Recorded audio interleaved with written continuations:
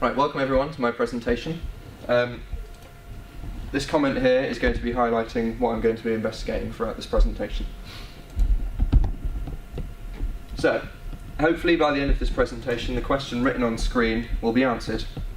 In order for us to find out the answer to this question, I'll be focusing on the films Batman 1989, Christopher Nolan's Dark Knight trilogy from 2005 to 2013, and Man of Steel 2013. So, before we start, let's establish one thing. What do we mean by dark? Well, according to most audiences, a film will be dark if the violence is generally bloody, gory and unsuitable for children. Also, the language of a film will be strong and again unsuitable for children. Now, before I continue, I'm not going to say that I believe that The Dark Knight is on par with A Clockwork Orange in terms of its gritty aspects of the movie, but as shown by a quote from the Daily Telegraph article, we can see that some audience members found the violence in The Dark Knight a little bit too much for a film that's supposed to be directed at younger children. The quote itself reads that there are scenes of gratuitous violence in The Dark Knight to which I would certainly not take my 11-year-old daughter, and that was said by Labour MP Keith Barnes. Now, so far we've established that some contemporary audiences believe that superhero films have become maybe slightly darker and not really as appropriate for children as they used to be. But when did this darkness in superhero movies first take place? Well, the earliest film that could be considered dark that fits the superhero genre is The Toxic Avenger, which was released in 1984. Now, before I explain a little bit about that movie, let me show you what audiences were used to seeing when they pictured a superhero film.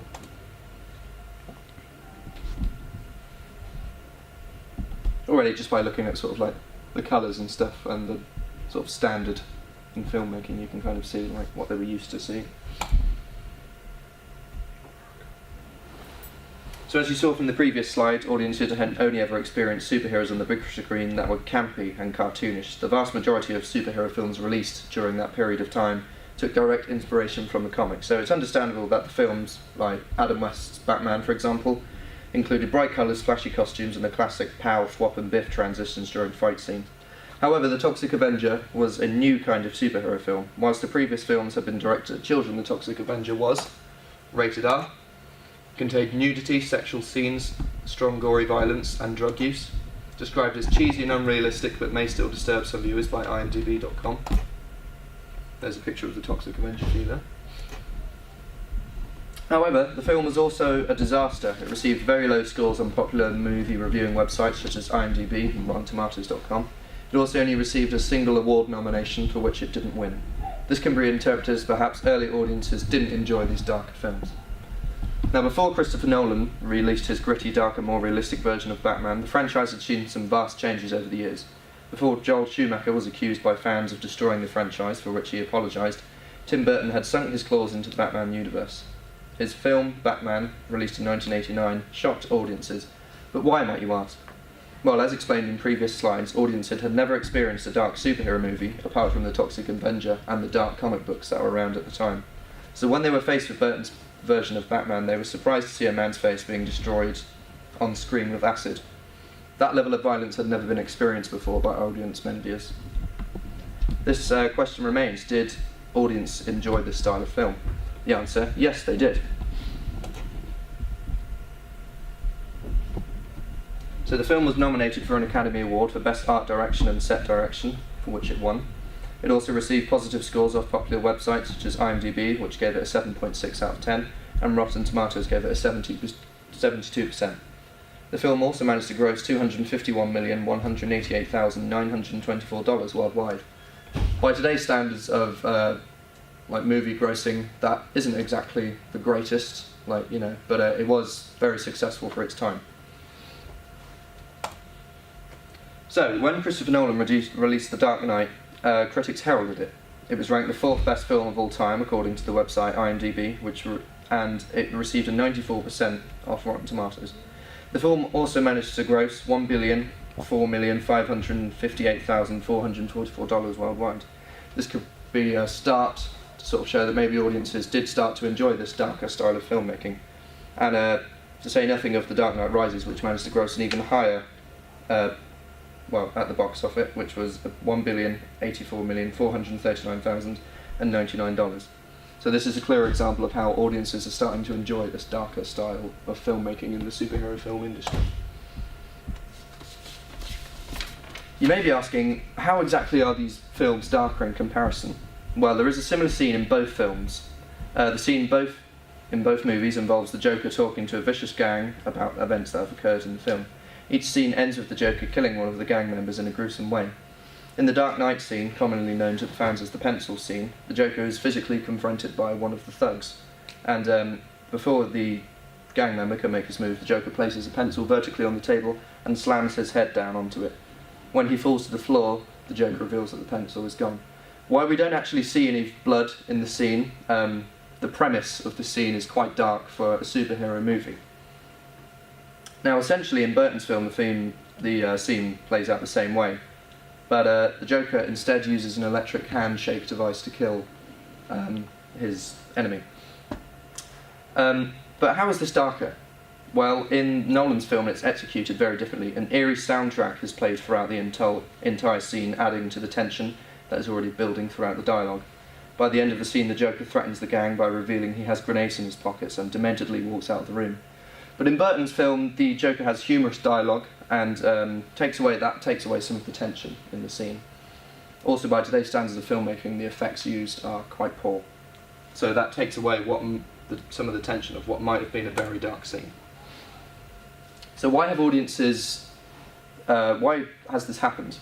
So audiences have become used to seeing this level of violence, and that might be because the BBFC's policies on rating a film have become more lenient in recent years. To quote the BBFC, greater weight will be given to the theme and tone of a film or video, particularly around the 12A/12 and 15 level. Given that The Dark Knight was rated to 12, it's understandable why the level of violence had increased throughout the movie. Changes in genre might also be another reason why these films have started to become darker. The media website mediaedu.com states that there are such films called hybrid films that consist of blended genre. Perhaps The Dark Knight is a hybrid genre because it's widely considered to be a crime/superhero thriller, and as it's remembered as more of a thriller, and the BBFC has become more lenient. Maybe that's why the level of violence is higher than its predecessor. However, this isn't to say that all contemporary audience members enjoy this style of filmmaking. An article on WatchCulture.com explains why they prefer the previous version of the film compared to Nolan's grittier crime thriller. A particular section of the article talks about how the writer prefers Jack Nicholson's interpretation of the Joker, which he generally says was a lot more fun to watch. The actual quote that he compares the two Jokers: "His Joker was too dark," when he's talking about Heath Ledger, that is. It is an individual choice that you think a darker and more unpleasant Joker is a good thing, or even a character like that works in Nolan's new realistic version of Batman. But one thing's for sure, Nicholson's take was a lot more closer to the comics and far more fun to watch. This is a clear demonstration of how not all contemporary audience members look for darker and more violent superhero films. Sometimes they prefer things a little bit more playful. So maybe these particular audience members who don't enjoy these darker films would agree that perhaps these darker films aren't such a good idea with people like James Holmes in the world. Now, The Dark Knight Rises premiere will always be infamous, as when it was released, James Holmes, a clearly insane man, walked into a group of excited fans and shot them all, killing 12 of them. Now, the media have often tried to blame sort of games and movies for violent crimes. A few examples of these would be the Child's Play killing of James Bulger, the Grand Theft Auto killing of Aaron Hamill, and the 2010 Chicago bank robbery, which supposedly took inspiration from the film titled The Town. But why would anyone blame Batman films for James Holmes' murder? He was quoted to, as he was carrying out his crime, and in interviews afterwards, he claims that he was in fact one of the characters, being the Joker, from the movies. So instantly we can see why anyone would blame the movies for this. Another reason why this is supported by that is the hypodermic syringe theory claims that media, films in particular, have a lasting effect on people's behaviour. So that might be another reason why people would blame the movie, because clearly this hypodermic syringe theory might be true in the case of James Holmes. Okay, so Man of Steel is the retold story of Superman, which was released in 2013. It did very well at the box office, and in the US it earned a 7.10 out of a 7.10 out of 10 on IMDb websites. However, the film's main criticism, as shown by a video which I will show you in a minute, was that there was too much violence. I'm now going to show you a video by a YouTube user called Screen Junkies, which will summarise the criticisms in a humorous way. So, if you love the Christopher Reeve era Superman movies, but wish they made them less hopeful, killed countless civilians, visualized our worst fears of urban terrorism, and had Superman overcome his first villain by murdering him with his bare hands, DC has made the reboot for you, psycho.